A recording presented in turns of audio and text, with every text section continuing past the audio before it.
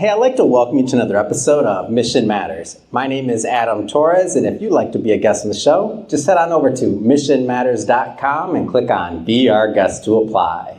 All right, so today we are at another Stark Health event, and let me tell you, we have an all-star panel here. So just to dive right in, so we have, of course, the founder of Stark Health, Todd Van de Haas. You can call me doctor. Take the doctor out. Oh, sorry, doctor.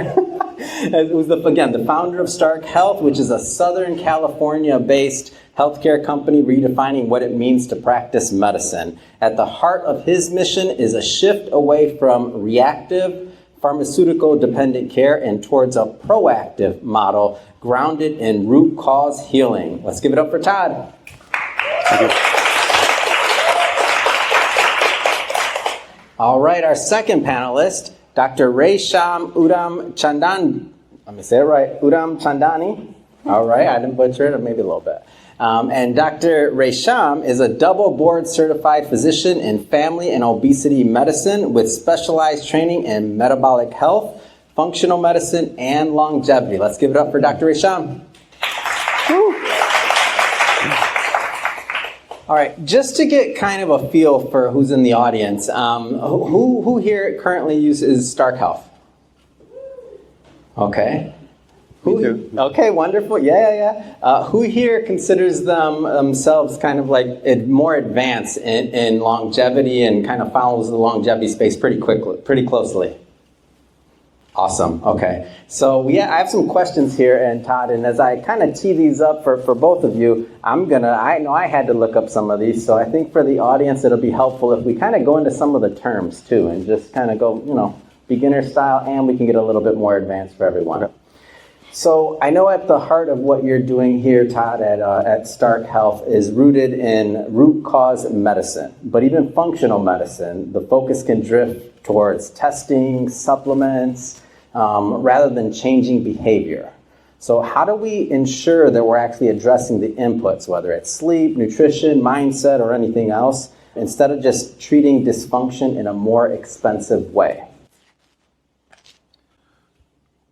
Well, I think what you first have to have the right kind of testing in place to understand after you implement non-pharmaceutical approaches, whether or not they're working or to what degree they're working.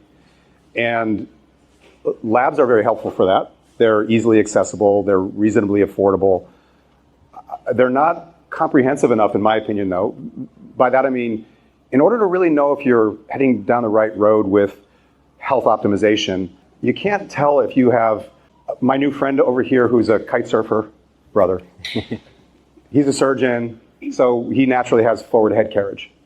I'm not picking on you, you beautiful man. Yeah. So he's got forward head carriage, and anybody can check their ChatGPT or Google what happens over the course of 30 years if you have 3 inches of forward head carriage. That does not show up in labs. So it's not complete enough, because he is going to, without course correcting that, he's going to have orthopedic problems down the road, and he might have beautiful labs. I mean, as sexy as he looks on the outside are probably what his labs look like on the inside. You also have to understand what's going on in terms of body composition. If you have high visceral adipose tissue, for example, some labs will indicate that, or will be sort of surrounding that issue. You may have issues with bone mineral density. Labs won't indicate that either. You want to track these things over time as well, because the solutions, especially if they're natural solutions, the feedback loop is massive, right? Like if you're going to change your diet today and you're going to implement strength training and you want to make sure that you have great bone mineral density and you have exceptional body composition, how long do you think it will take to get to that point where you think you've arrived? Anybody want to just venture a guess? 6 months. That's a possibility. Anybody else? A year? 5 years? 2 months? It depends on what your goals are. It depends how aggressive you are. It depends on whether or not you push too hard. Like, what if you do 2-a-days for 2 months and you get there, the third month, you're going to fall apart because of the hormonal impact. Because our bodies don't work in silos. The body is everything is connected, believe it or not. Your brain to your penis, to your everything else. It's all interconnected. There's no separation. And because of the lack of separation, you have to treat the body as a whole, as a single. And that's where things get really complex. So you have to have comprehensive, holistic testing solutions in order to understand to what degree what you're implementing works. Yeah. Dr. Raysham, so root cause, how do we make sure that we're, instead of just treating dysfunction in a more expensive way, how do we make sure the inputs are addressed? So I want to address this by giving you a little bit of history about where I first started working. So after residency, my first job was Kaiser Permanente. I was in a very traditional model, and I was just seeing patients every 15 minutes, ordering the exact same labs that are covered with insurance, and that's your CBC, CMP, A1C, lipid panel, and TSH, those 5 labs. And I can't tell you the number of times patients came back with all their labs normal, but they did not look healthy. And there was no time to really dive into their diet and their sleep. I wanted to, but the system didn't allow me. As I progressed in my career and ended up, with Concierge MD and other companies, I have now learned that if we don't address the inputs, which is sleep, muscle, diet, nervous system regulation, and I think the 5th one for me is connection, community, and purpose. I think it's not going to matter whether you have all these expensive labs and everything looks great on paper, but if you don't feel good, that to me is the biggest indicator. I think having purpose is also often overlooked. Nervous system regulation as well. I think there's a lot of times patients can be doing all the healthy habits, right? Checking the box of, oh, I meditated today. Oh, it becomes like a checklist, but they're still anxious. And I think once you break it down to understanding that you want to keep your body in a parasympathetic rest and digest state, that's when your body really heals. So trying to explain to patients, the basics. And I caught myself on my drive here, and I was stuck in traffic. And I hit every red light, and I tried to get here at 5 o'clock. And I just remember I could feel every cell in my body getting to that, the sympathetic system overreacting. And I was like, wait, my body doesn't know whether it's like a red light and I'm like scared that I'm late but nervous, or a lion is attacking me. There is no difference, and your body is going to react the exact same way. The stress is stress. So the better that we can manage and control it, the better your body will heal, and every area of your body will calm down and actually reduce the inflammation. And I think chronic stress is like a big part of it. Man, you described my whole ride over here. That's good. And I swear I saw a lion. I'll take it. All right, let's get into longevity clinics and testing. I feel like many longevity clinics are obsessed with advanced testing. There's something new coming out every day. I'm getting it in my inbox. I'm like, what's going on? What am I supposed to be doing now? Telomeres, transcriptomics, many different markers. How many of these markers are actually needed, and how do they translate into meaningful lifespan or health span outcomes? So which metrics do we really need? That's all you. Okay. I would say my favorite ones are VO2 max. That's a big one for longevity. Grip strength. And I would say fasting insulin. Oftentimes we check A1C, but the fasting insulin tells us well in advance if you're developing insulin resistance or how insulin sensitive your body is. Of course, lipoprotein A and B and all of the, the little molecules of your lipid panel. I would say another one would be, trying to think, what else am I always checking? I think that's like the basics. I think we dive too deep, and then patients often get confused, but just keeping it simple with VO2 max and grip strength, I think, are the hallmarks of longevity. I would throw in a DEXA scan for body comp. Of course. Sorry. Oh, and a DEXA scan for bone mineral density. Yes. So those are basic. You don't have to do them very often. They're fairly affordable, fairly reasonably accessible. And I would also throw in, this is a little bit harder, an orthopedic assessment that you do on a periodic basis. So you can plot a point in time how you're moving, your neck mobility, shoulder mobility, hip mobility, the major joints, the major areas of your body that are going to cause you problems down the road. And then spot check those. I do that all the time. But if you want to do it the least amount of time, maybe every couple of years, so it's really not that big of a deal, to get a sense as to whether or not you're heading in the wrong direction. Even better, which is my pursuit, to head in the right direction. Like my hip mobility, for example, was a giant limiting factor. I had low back problems, all corrected, course corrected. My goal today is, and I share this thought with you, like if your goal is to improve your visceral adipose tissue, as an example, have it be optimal. I don't care if you're 60 or 70. Like you can have the visceral adipose tissue of an optimally healthy 25-year-old male at any age, doesn't really matter. And from a hip mobility standpoint, I know I'm not going to get to like a young gymnast, but I'm trying to get into the splits, and I'm pretty sure I'm going to fail, but I'm pursuing it. And maybe in 20 years, I'll be able to do the middle splits. I don't really care. The point is recognizing where you're starting and periodically measuring and do things in the middle that you think are going to move the needle forward in terms of your health. And then measure again. Make sense? That's why I like coming to these every month, Todd. Right there, you're always setting a new goal. I'm like, man, to be Middle able to splits. come on. I'm like, I'm in. I don't know how that's going to happen, but I'm in. I don't either. Yeah. All right. When we talk about, where's the line between innovation and dependency? So if we're thinking about like pharmaceutical interventions, whether it's GLP-1s or metformin, like where's that line? Yeah, I can go first. I don't think it's a line. I don't think there is a line. It's very blurry. I think that I hope our team, our medical team at Stark, looks at new interventions, pharmaceutical or otherwise, with an open mind and a certain degree of enthusiasm and skepticism. Like what's the downside? You know, like the early, when Ozempic rolled out, it was pretty obvious to us that it's going to be a bone mineral density problem. And now, but it doesn't mean that it's a category of drug or peptide that should never be used. So the question was, well, how do we use it? And we began microdosing it, and it sort of turns off the food chatter. I haven't tried it myself. I want to, but our head clinician won't let me do it, just to see if I don't like crave cookies at night. I don't want to crave cookies.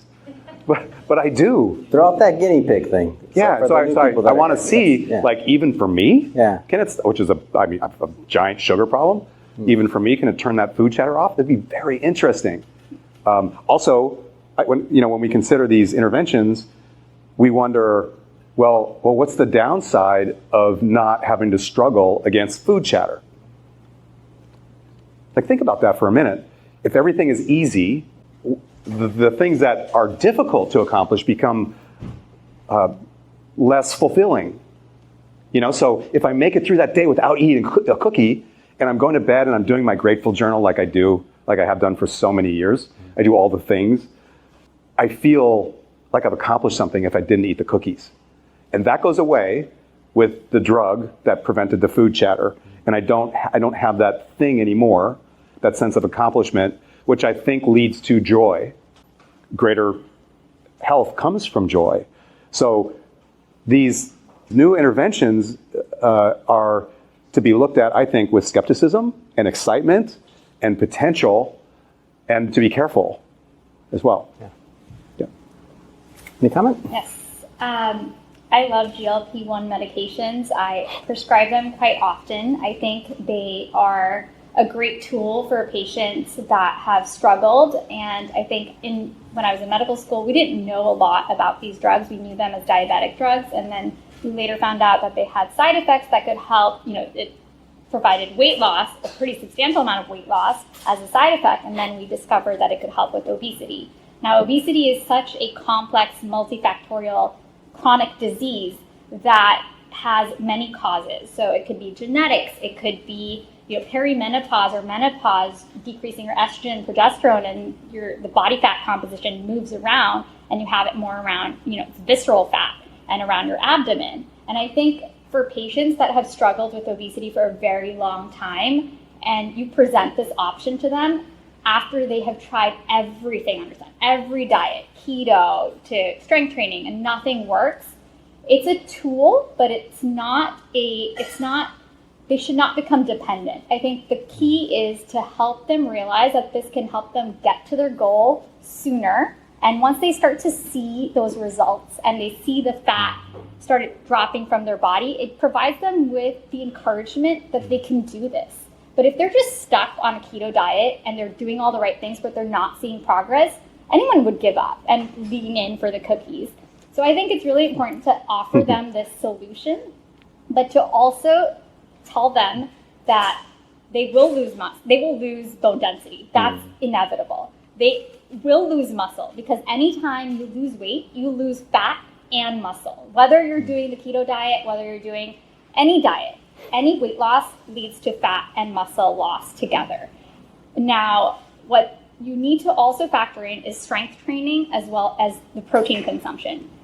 I don't think you're part of this, but most people probably eat very less protein than they're supposed to. When you do the calculation of how much protein your body needs, it's a lot. It's a lot. And for someone to reach that amount of protein per day, you're going to be extremely satiated that you may not even reach that goal because you're just so full from the previous meal. And I just try it this week whenever you get a chance. Just calculate how much protein you need. So it's 1 pound per body weight, and see if you can reach that and try doing it for the day. And that's how much your body needs to maintain muscle and create muscle. So I always counsel patients on this part too.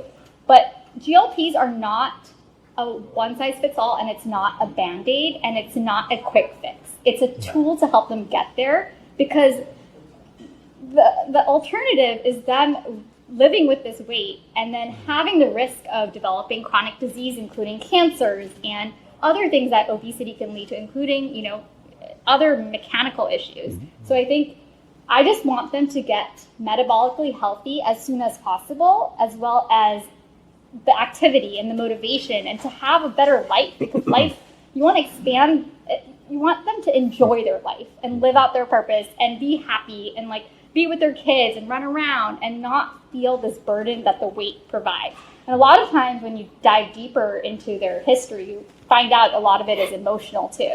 And so you have to, layer by layer, remove each part and address each area of their health to determine what it is that's causing the obesity. Can I just add to this Yes. little protein conversation?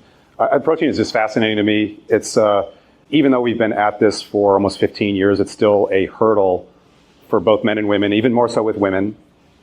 But I like to refer to, kind of jokingly, as protein is like nature's Ozempic. And it is that way because it sort of cuts back on the food chatter that I described I have at night when I want to eat the cookies. And so it does that because it's inefficient. It takes a lot of energy to break down and absorb protein. And so you remain full. It's very, very satiating. As a matter of fact, if you were stuck in the wild and all you had access to was like a wild elk that you somehow wrangled to the ground and you fed on for a month, you would starve to death because you would be lacking in calories. And so it's because we don't live like that. This is a concept that I want you guys to have sort of in your head, because she mentioned that you have to eat, or you should be eating, 1 ounce of protein per ideal pound of body weight.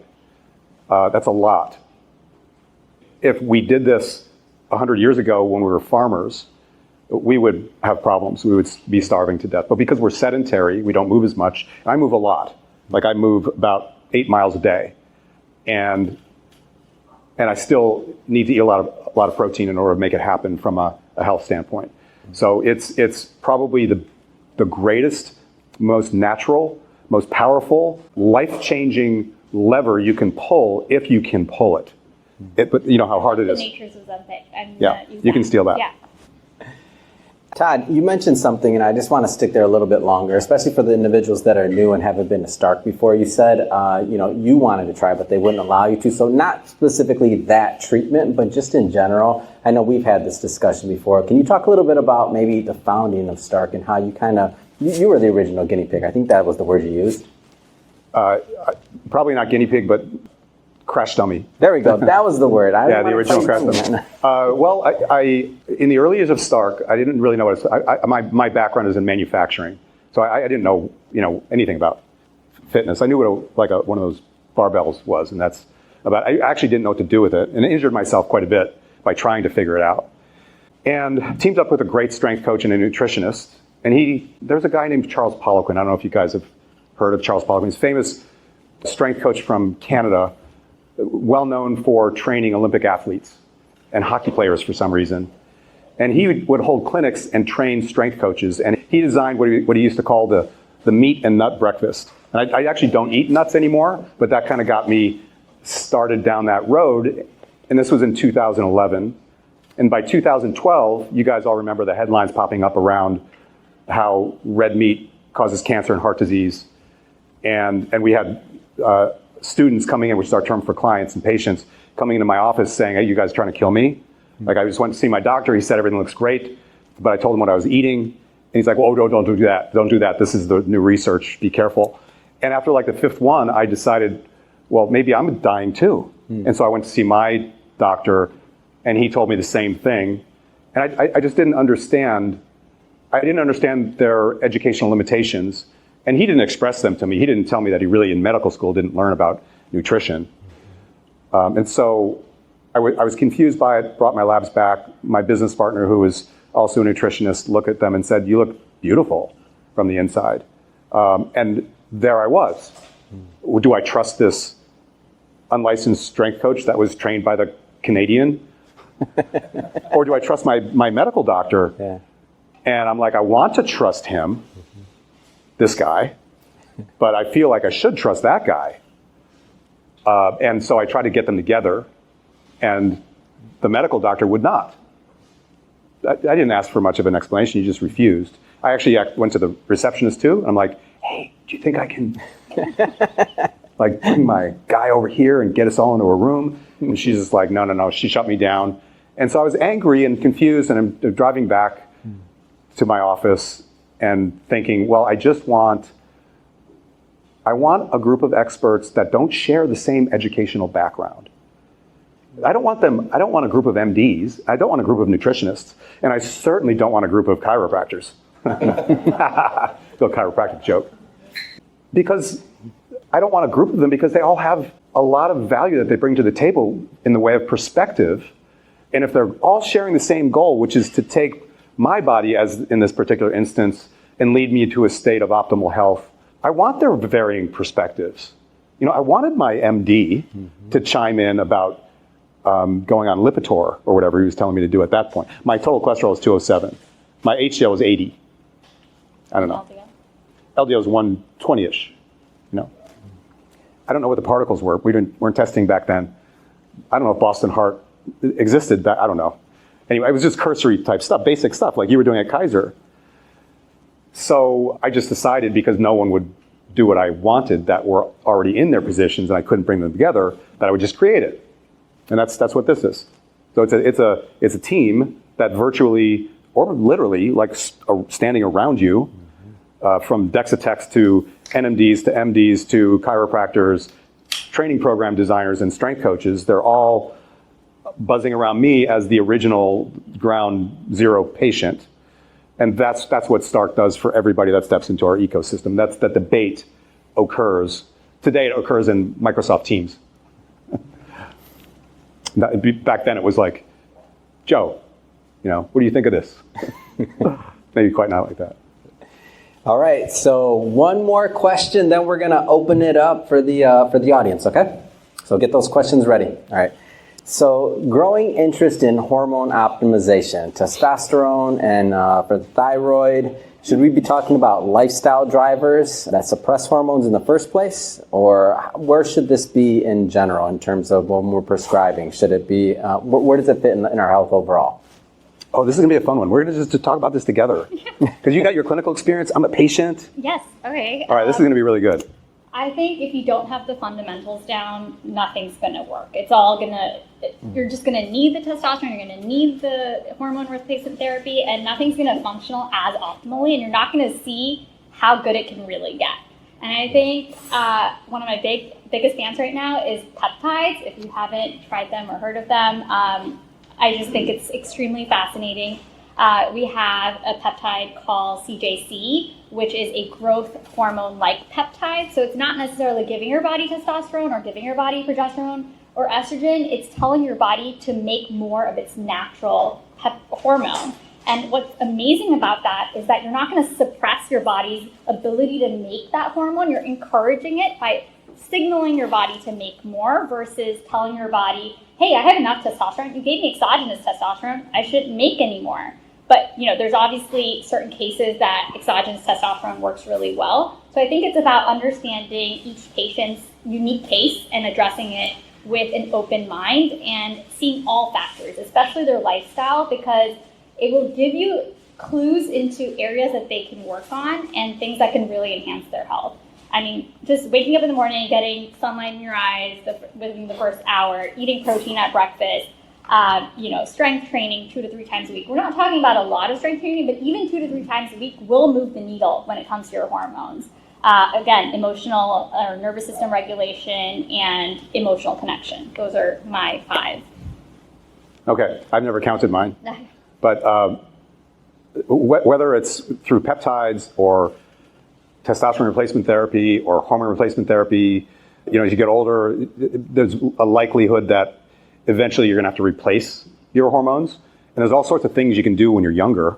Like we have, this is really fascinating. We have 18-year-old boys come in and have their hormones tested, and 50-year-old fathers that come in with them. And the 50-year-old fathers have higher testosterone levels, which is disturbing because, I didn't have mine tested when I was 18, but I remember the things I did and the things I thought and the things that came out of my mouth and the car accidents I was in and the attempts at teenage pregnancy. Those things aren't happening any longer. I looked at statistics around car accidents, teenage pregnancies, and drunk driving accidents in general. And speeding tickets and running red lights. It's all available, actuarial science. And they're all down like 35%. Young men are not doing the things that young men used to do. So it's fascinating. And you talked about lifestyle, like change your lifestyle, then use a peptide, right? Or hormone. Or hormone replacement. Those are great. Okay, so if we're talking about men, it's generally going to be 40 plus, 50 plus, something thereabouts. But young men, they have all the tools in the toolbox. They're just suppressing them. And so the solution is purely lifestyle. It is no more porn, especially at 2 o'clock in the morning. No more Xbox. Has anybody played Xbox? Come on, you're not going to admit it, are you? We got one back there, an Asian. Figures. No, I'm sorry. I can be racist. I'm married to an Asian. You too. Yeah. There's more Xbox players or whatever people play nowadays. When I was a kid, when I was 16, I played Pong with my brother, and it was exciting for like 12 minutes. Atari. It was terrible. It was terrible. Today, you are in the game, and while you're in it, let me just take a shot at the hormonal cascade. Cortisol levels through the roof. You can see it in their eyes. I remember my son, he was too far deep. I saved him. I told you that. He's like, I had to save him from this disaster. His eyes were like so bloodshot. I'm like, are you smoking weed? This was before he ever smoked weed. Because he was so exhausted. And what happens to your sex hormones when your cortisol levels are super high? They're suppressed. So you got this 16-year-old boy that's supposed to have testosterone levels are bouncing off the ceiling, and he's so annoying, and he stinks a little from that whole thing, and he doesn't know how to speak to girls, but he is compelled to, and go on dates with them and at least try. Those things aren't happening. And it's because I think their sex hormones are suppressed. They're not behaving like young men. I started researching this because I employed them, not that young, but 25-year-olds, 24-year-olds, 23, 26, 28-year-old men. They are not the same. It's kind of scary. As a matter of fact, we have a coach here, Emma, who will not date someone her age. I'm not going to say what your age is, but she's freaking young. So she has I don't know how old Mikey is. He's 30 years old or something, way older than she is. And I'm just going to guess this, Emma. Sorry to pick on you, but she can't find an actual man to date because they're not acting like men, because they don't have the hormones on board, because they're too busy looking at all the world's porn. And I empathize with them. I mean, if I were 16, you couldn't get me out of the bathroom if I had an iPhone. Think about it. Dude, you can understand this. It's not the same problem with women. It just isn't the same problem with them. They can turn away, and when men suffer something emotionally, they isolate, and they pull their phone out and look at porn, and they play Xbox, and they try to heal themselves and come out the other end the victor, right? Women, they get together with their girlfriends, and they cry. This is how they process. And they work it all out, You're like, oh yeah, I don't need him, right? And then you go and you bounce back and you become healthy. And so young women are way healthier than young men. That's why they're not matching up. At least is my theory anyway. Okay, so on the issue that we're talking about, hormones, most of us just need to eat better and sleep more and meditate and don't look at social media or porn or play Xbox in the middle of the night, which is going to be highly disruptive, and clean up your diets. And that 20-year-old or 18-year-old is going to soon start getting into car accidents and get girlfriends pregnant and stuff. But then we'll know we're on the right track anyway. Like humanity is saved. You know what I mean? We'll be on the right track, and young women like Emma will date other young men again, which is the way it was when I was in my 20s. I don't know. Was it like, who's old here? You're old. You're old. You're old. I mean, when we were in high school, did you have 22-year-old friends that were female that dated 40-year-olds? I don't know. I don't think I had any like that. There was one girl. Whoa, she was wild. But everybody else, like, we're all like the same age, like 1, 2, 3 years of different, right? It's a different world today. 2 years was okay, right? It's different. And I believe it all stems from hormones. And so everyone in this room will benefit by doing the things that she's talking about. And when you need them, peptides can be a great solution. When you need TRT, it's an amazing solution at both of those levels. As per my experience, it knocks you back physically to when you were much younger, like at your optimal, like 30 theoretically, before andropause kicks in, which is the gradual decline of testosterone for men. And then women are much more complicated. We should talk briefly about women. They're my favorite gender. For many reasons, mostly because the science behind it is super complex. Yes, so as we age and as women hit 35, we start entering the perimenopausal age bracket. And during this time, estrogen and progesterone start to slowly decline. And you see everything from irritability to hot flashes to insomnia and then the visceral fat. So fat moves from your hips and to your belly. And then I often see patients complaining about women that are doing exactly the same thing that they were doing in their early 30s, strength training, eating the exact same diet, and all of a sudden they have a gut that they can't get rid of. And more than that, their hormones are so out of balance that they're just moody all the time. They are just, I mentioned the irritability, which can affect their day-to-day life. They're raising young children at this time, their life is starting, and they have to be functional at work. And a lot of this time, GLPs, as well as hormone replacement therapy and peptides, can be a great addition and supplement to help them get back to being functional again. All right. I'm glad you came with it today, Todd. I like it. Let's get some questions, please. Thank you both. By the way, thank you, Adam and Gerard, for hosting. 4 years ago, I knocked out a post-grieving trauma, fourth chakra imbalance. I had very aggressive asthma using a combination, I was telling Emma, using a combination of a Reiki specialist in Long Beach and an Ayurvedic practitioner near Fairmount, Hollywood. It sounds woo-woo and fictional, but literally it knocked it out, knocked it the F out, whereas kind of standard syllabus practitioners weren't able to. 22 years ago, I knocked out very severe lower back pain using John Sarno's TMS theory, mind-body medicine.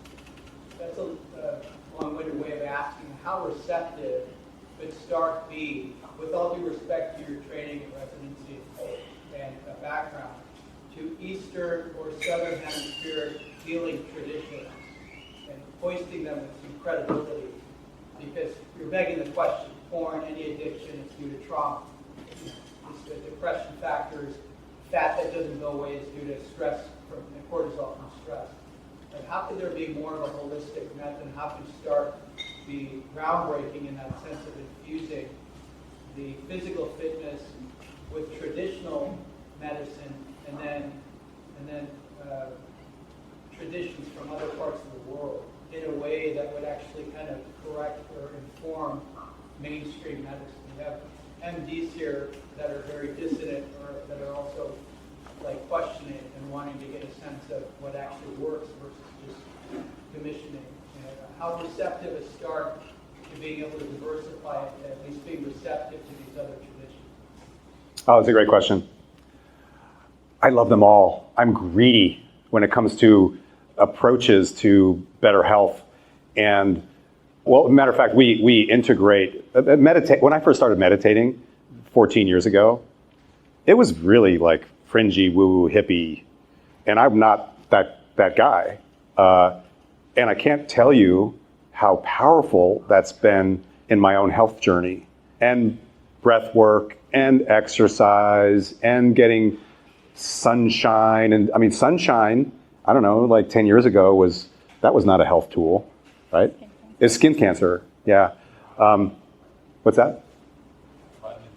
Vitamin D, yeah, vitamin D. And I learned how vitamin D helps build sex hormone receptors, and I have a general understanding of why that's critical in the experience of your experience of actually having high sex hormones. Without the sun, you can't actually fully experience it, which is interesting. We all kind of know this because of how great we feel in summer, right? We spend time kite surfing, my brother, and we feel better. And some of it's because of the activity and being in the water, but some of it's from the sun. So I'm totally open. There are, from a business structure standpoint, it's hard for us to add another discipline, but our team refers out. Like, if somebody said, "What do you think about Reiki?" we'd be like, "Hell yeah, like, go do it."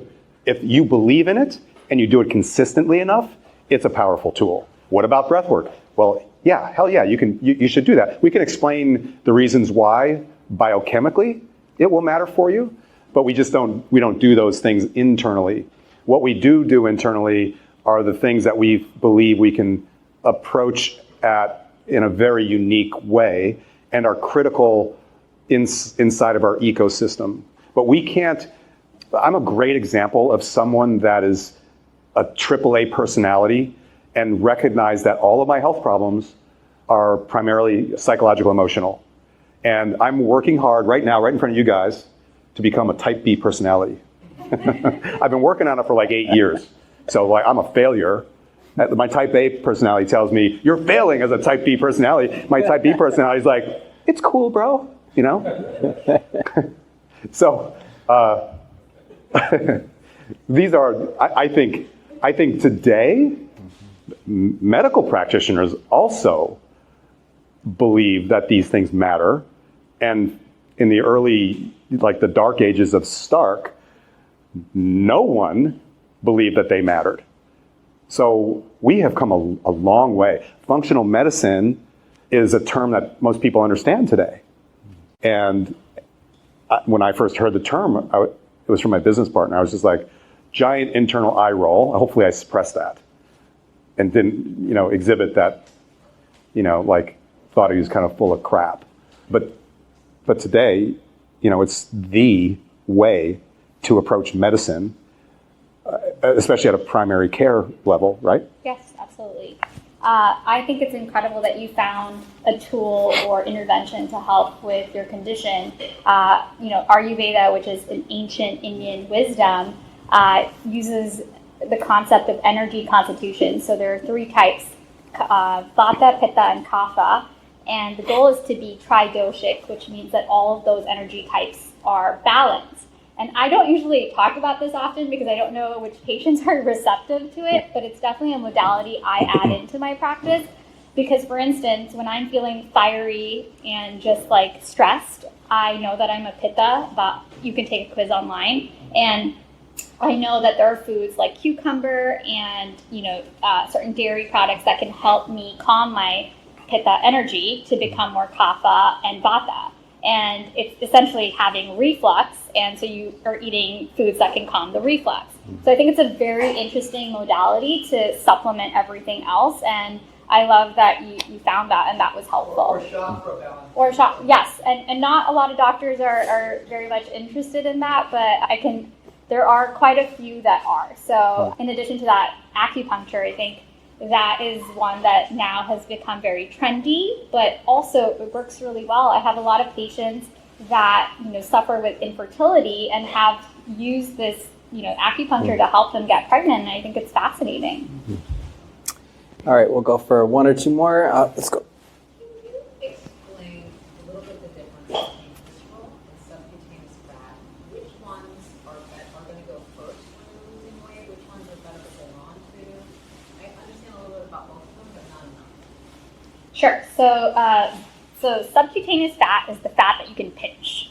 The fat that you can literally use your two fingers and pinch on your belly, and that's what you see. Visceral fat is the fat around your organs. That's the more dangerous fat. That's the fat that we are scared of, that's metabolically active and inflammatory, that can cause disease. That's the fat surrounding all the organs internally that you don't necessarily see. But that's the one that we want to target. It's hard to say which one's going to, be reduced first, but essentially visceral fat will go down more likely because that's the one that's the first one to improve with the GLPs. The subcutaneous is what you see after. So a lot of times there's a lot of improvements going on in your body internally and all the pathways, but then you won't really see the difference in your physique until later. That's kind of like when you start working out at the gym, you're not going to see an improvement in your physique maybe until 2 or 3 weeks later. So that's when you see the difference. That's the subcutaneous fat going down. But the visceral fat's happening, behind the scenes. That's something that you don't see. As an alternate perspective, inside of the Stark ecosystem where everybody's working out, and we're attempting to influence dietary changes. Not always successful, mostly successful, but sometimes not. Visceral adipose tissue is very, very fast to go away if those levers are pulled. And I'm not talking about pharmaceutical interventions. You throw those in and it changes the dynamics a bit. Subcutaneous fat takes a long time. And when I say very fast, I mean, who's a drinker in here?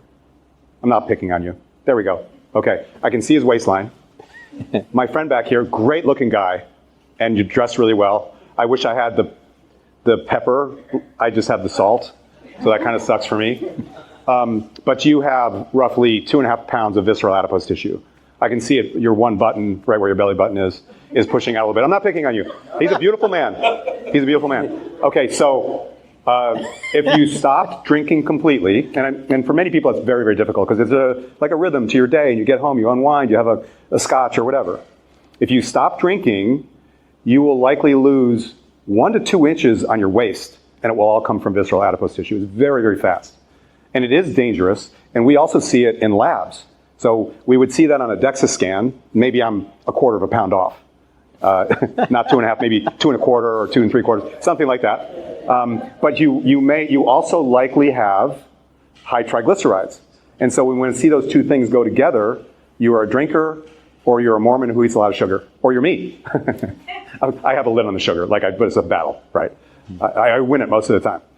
But you understand what I'm saying? It's a very fast form of fat to lose, but it's difficult because of the changes that you need to make in your lifestyle, right? And it's very important. Like as she said, it's the dangerous fat too. So is subcutaneous cellulite subcutaneous? Yes, essentially. That's the more superficial fat. It's what creates the beautiful shape of young women, and that goes away, and then you, like in menopause, right? Yes. But you can replace it with muscle. You can replace it with muscle and keep that shape, right? You're bound to lose some of that fat as it starts to redistribute. Yeah. Yeah. Now, what confuses me is a lot of this supplements. It's a whole list of supplements. I have friends who take 30 supplements a day, and other friends who don't take any. You guys, each one of you, have your own take on supplements, how much, when, and what works and what doesn't work. You want to go first? Or? I can. Either one. Yeah. So I think there's a lot of junk out there. I created my own supplement for depression and anxiety after suffering with depression and being on a medication for depression because I was looking for alternatives. As I was going through this process, I learned that there is no FDA regulation for anything out there. There is no one's overseeing anything sold on Amazon, and it's the wild, wild west. you have no idea what you are consuming. Don't get me wrong, I think there are a few supplements that I would strongly recommend for every patient. That would be vitamin D and omega, and depending on your labs, there are a few, but that doesn't mean that you don't eat a nutritious diet. It's not going to replace anything. I think it can enhance. For instance, vitamin D, everyone I know is deficient, including my surfer patients who are out in the sun. And most doctors in the traditional system want to get vitamin D levels to above 30. That's what we are taught. But that's not an optimized level. You want it 50 to 80, and some doctors can even argue higher than that. And so I think you do need supplementation, and finding a good, reputable company. There are quite a few out there that have been third-party tested. I think that's the key to remember, is to look for the third-party testing. Does cortisol show up vitamin D, stress cortisol? It's a more complicated, it's a more complicated pathway than that. I can't answer that yes or no, but I would say that vitamin D, everyone is deficient. And if you can just try and get your labs at least 50. And if your doctor is saying 30 is normal, just ignore that, because you will feel a difference in your overall health if you just optimize vitamin D. Okay, so let me just add some things to this. You beautiful man. You're dark-skinned, beautiful man. For you to not need a supplement, you would have to kite surf 7 days a week all day long and be in the sun the whole time and not have sunscreen on. So it's possible. Our forefathers weren't deficient in vitamin D. Here's the way I look at our bodies. Like it or not, we are all designed to be hunter-gatherers. We are the descendants of hunter-gatherers. And so the way we used our bodies, the way we lived our lives, was mostly outside in all of the elements, walking around slowly. Any hunters in the room? No? I became a hunter because of this, by the way, so I guess I'm the only hunter. And I know what it's actually like to hunt. You walk slowly, you look down, you look around, you squat down, you pick up a piece of poop, and you look at it and you're like, oh, this is old, so there's not an animal here recently. That's what you do. And you're moving all day long, not aggressively, and then periodically you're successful and you shoot this 400-pound animal and you have to carry pieces of it out 8 miles.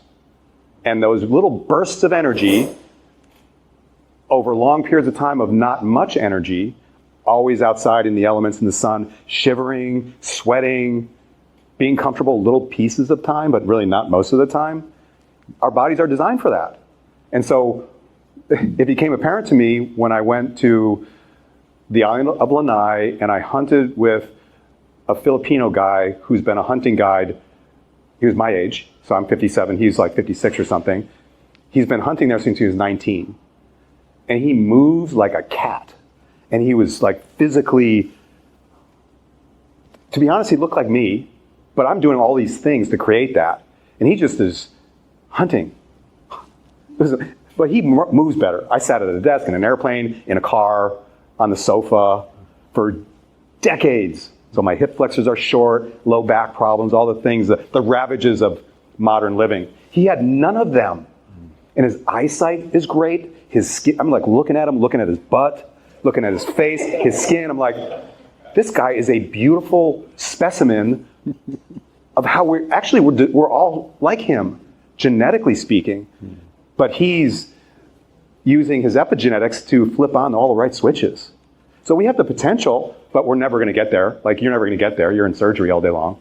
So you got to take vitamin D, bro. Yeah. All right.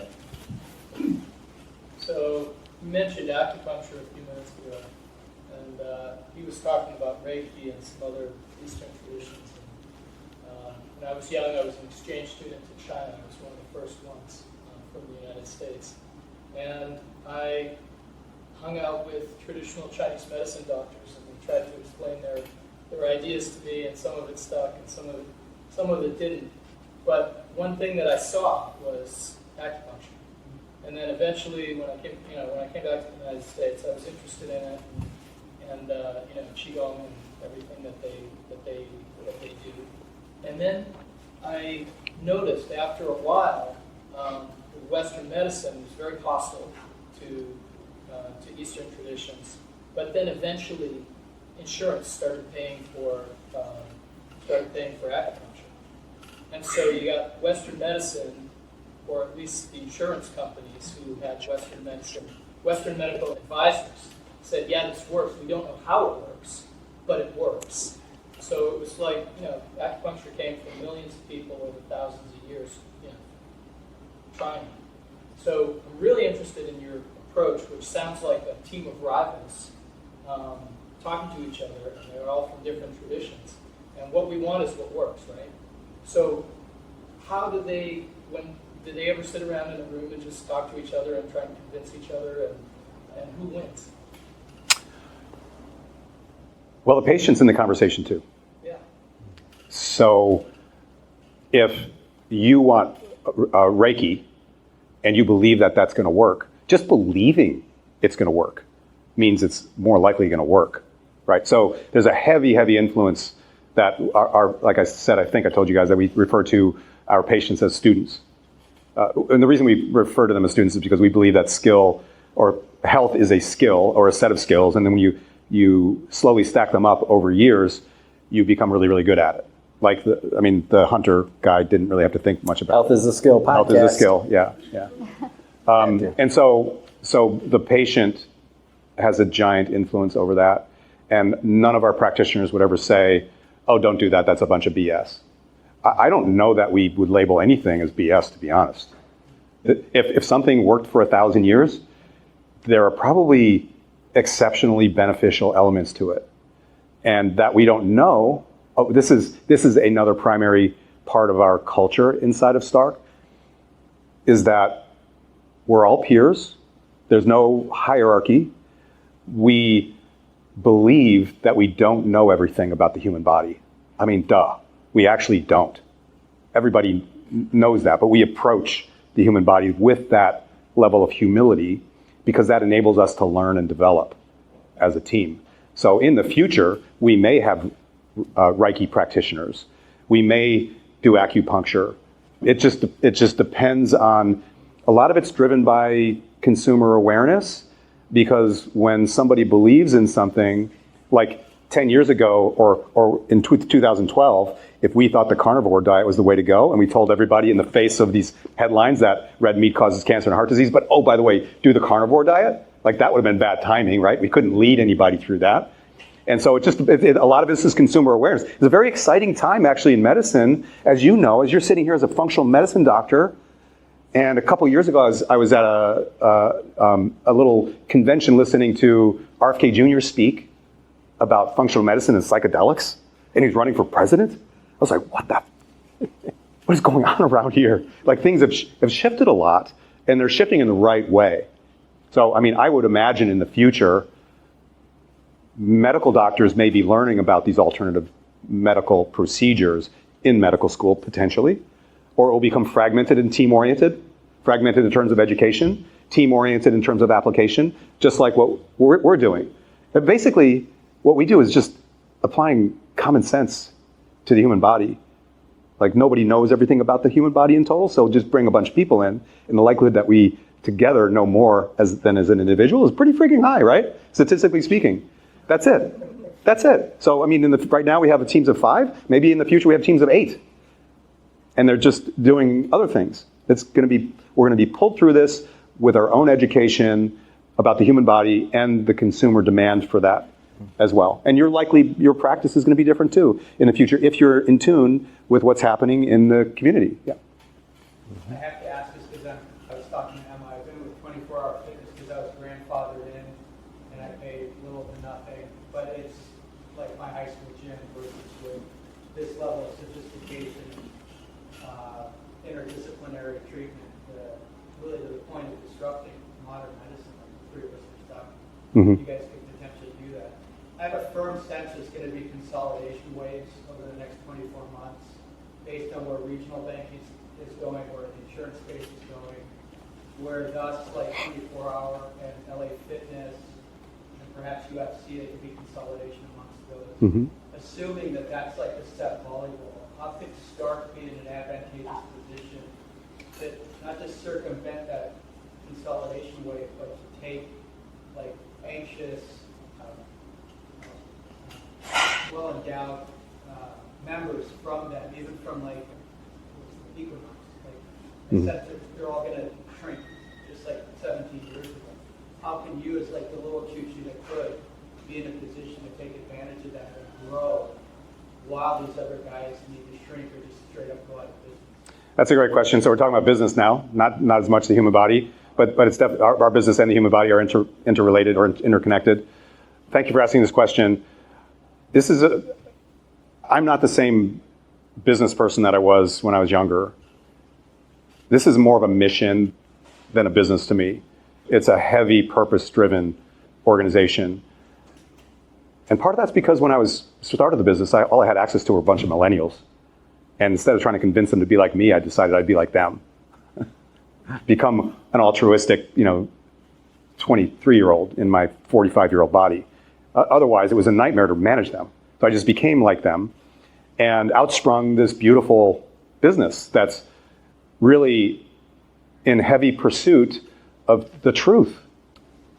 What has happened naturally is because when it comes to product development, which is service in our business, there's no thought or concern whatsoever given to cost. We figure out how the very, very best way is to, for example, fix my low back problem.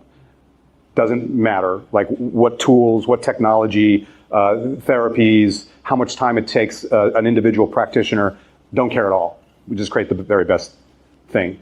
And by virtue of that, it has propelled us far beyond any competitors, but has also pushed us up in cost because we have a lot of humans doing very sophisticated things with people inside of our ecosystem.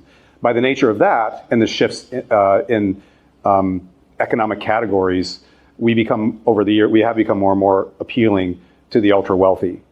And just naturally, they just, come in and they're like, nothing else is like this. I can afford it. I'm going to be here and I'm going to bring my whole family, my management team, and everybody else.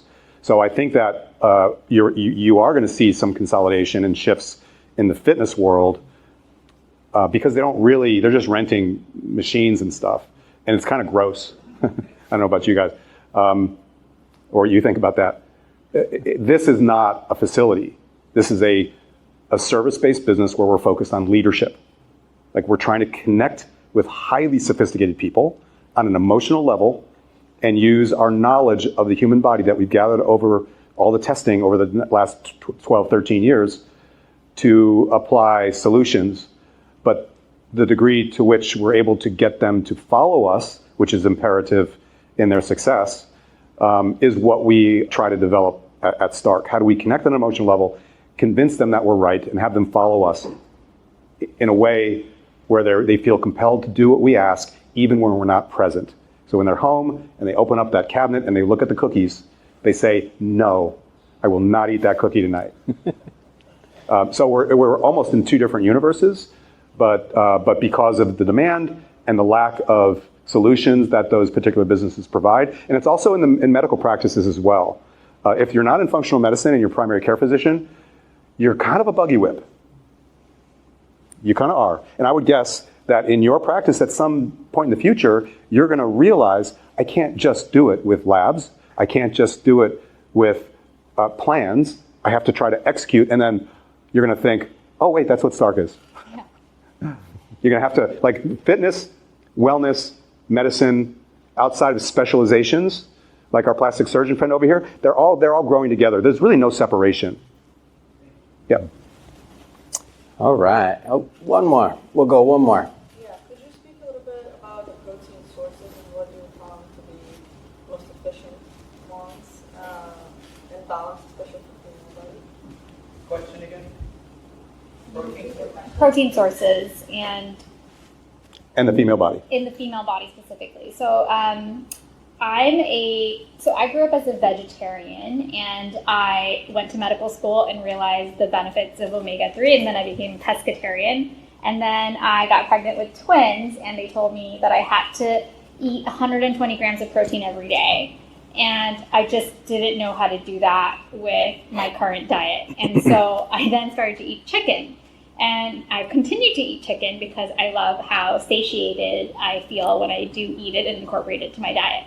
I think you have to find food that you like to eat, that you can eat on repeat. I think that's a big part of it, because you want varied sources, but you want to be consistent in eating that protein. So I don't know if you have any dietary restrictions, but you want to eat, non-GMO, no hormones, like grass-fed, all those things, like keep those in mind, like organic, but just focus on, like what I've realized is eating 2 eggs in the morning is not going to hit your protein goals.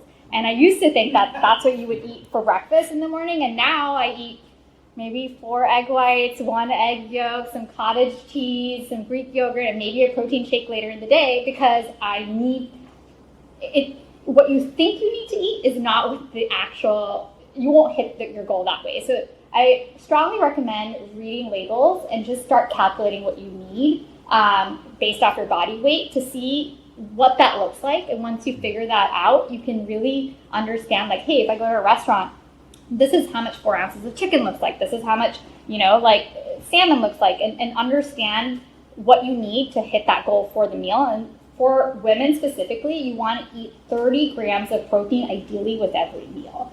That's like minimum. And that's hard to reach. And you want to incorporate that with fiber. So that we're talking about vegetables as well. So not just protein by itself, but you need that fiber source as well for the protein to also be absorbed properly. I agree with all that stuff. I think that incorporating rotating protein, like chicken, beef, you're going to become a hunter. I can see it in your eyes. You're going to start hunting, and you're going to realize, oh, I need to get some venison. Oh, where do I get that? I guess I have to go shoot it like Todd. Oh, wait, maybe I need some elk. Maybe I need some wild boar. I'm not going to eat pork anymore. This is how it happens. Mm-hmm. Rotating protein sources gives you more diverse nutrition, which is a great idea.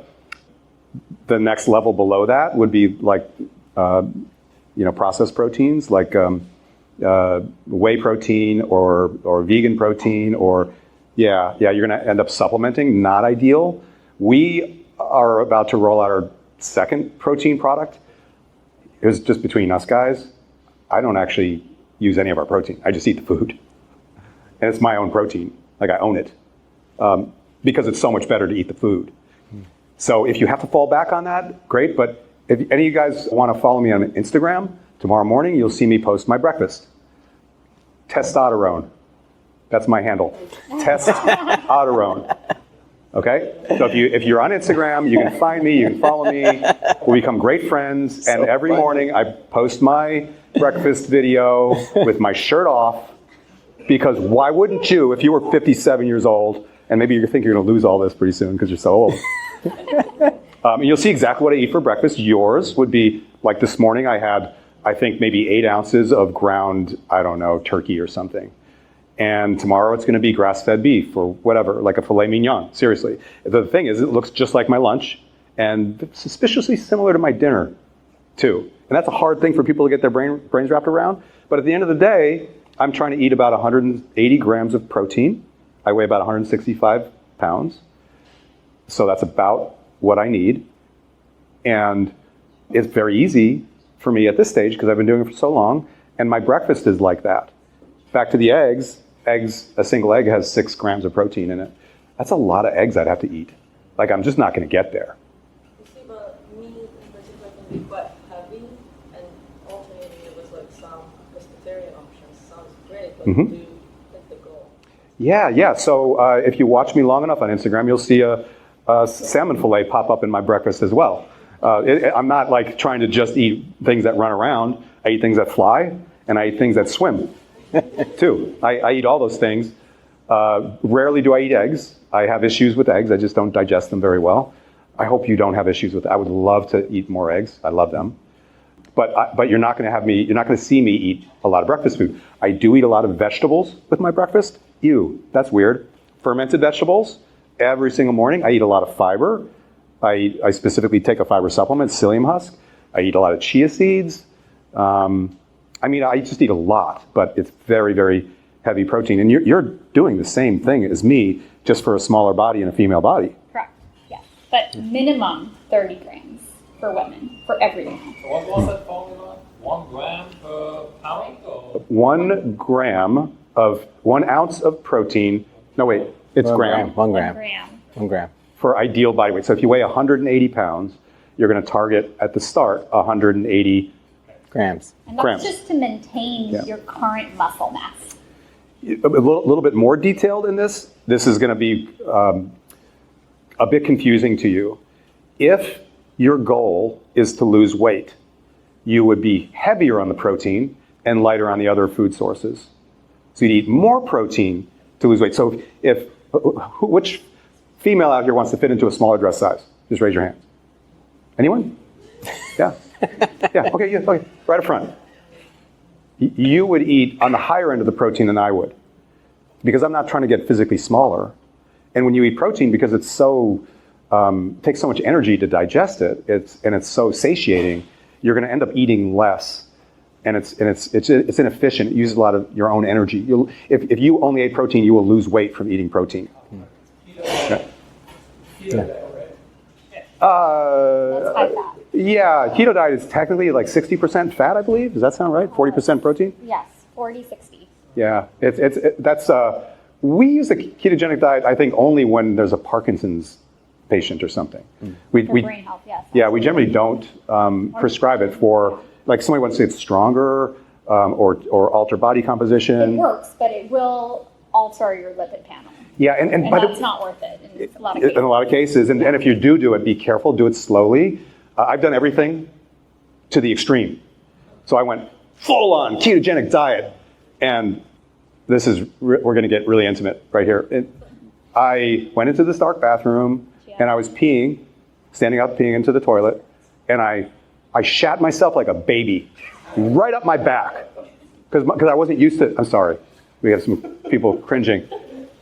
I mean, I'm in the body business. We talk about poop and penises and testes and vaginas and stuff all the time. So, if you're going to go down that road, just do it slowly, not like I did. I just didn't have the, digestive enzymes for it, because I just never consumed that massive amount of fat in such a short period of time. And I ended up with poopy pants. Yeah, luckily there's a shower. There was a shower next to the toilet. Unique feature at Stark. All right, and I think that's a good way to end it.